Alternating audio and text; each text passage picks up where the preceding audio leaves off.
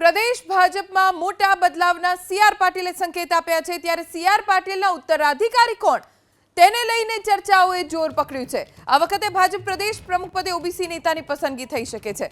સૂત્રો મુજબ સૌરાષ્ટ્ર અથવા ઉત્તર ગુજરાતના કોઈ ઓબીસી નેતાને ગુજરાત ભાજપના નવા પ્રદેશ પ્રમુખ પદે વરણી થઈ શકે છે કારણ કે અત્યારે મુખ્યમંત્રી પદે પાટીદાર નેતા છે જેથી પાટીદાર નેતાને પ્રદેશ પ્રમુખ બનાવાય તેવી સંભાવના નહિવત છે।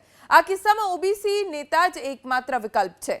હાલ જગદીશ વિશ્વકર્મા, પૂર્ણેશ મોદી અને દેવસિંહ ચૌહાણનું નામ રેસમાં સૌથી આગળ છે।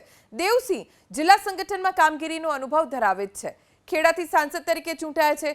કેન્દ્ર સરકારમાં મંત્રી તરીકે કામગીરીનો તેમનો અનુભવ છે। જગદીશ વિશ્વકર્મા હાલ નિકોલ બેઠકથી ધારાસભ્ય છે, સાથે ભૂપેન્દ્ર પટેલની સરકારમાં સહકાર મંત્રી છે। અમદાવાદની શહેર પ્રમુખની જવાબદારી પણ તેઓ નિભાવી ચૂક્યા છે। તો પૂર્ણેશ મોદી ભૂપેન્દ્ર પટેલની સરકારમાં મંત્રી રહી ચૂક્યા છે। આ મહિનાના અંત સુધીમાં ગુજરાત ભાજપને નવા પ્રમુખ મળી જશે। આવતીકાલે પ્રદેશ ભાજપ પ્રમુખ સીઆર પાટીલની અધ્યક્ષતામાં ભાજપના ધારાસભ્યોની કમલમમાં બેઠક પણ થશે, જ્યાં સંગઠન પર્વ અંતર્ગત નવી નિમણૂકો અંગે કાર્યશાળાનું આયોજન કરાયું છે। સંગઠન પર્વના ગુજરાત ભાજપના પ્રભારી રાજદીપ રોય પણ બેઠકમાં હાજર રહેશે। સંસદના સત્ર દરમિયાન સીઆર પાટીલ બેઠકમાં હાજર રહેવાના હોવાથી બેઠકને મહત્વની મનાઈ રહી છે।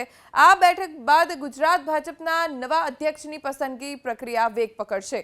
જો કે પીએમ મોદી અને કેન્દ્રીય ગૃહમંત્રી અમિત શાહ પ્રદેશ ભાજપની કમાન કોને સોંપશે તેના ઉપર સૌની નજર રહેલી છે।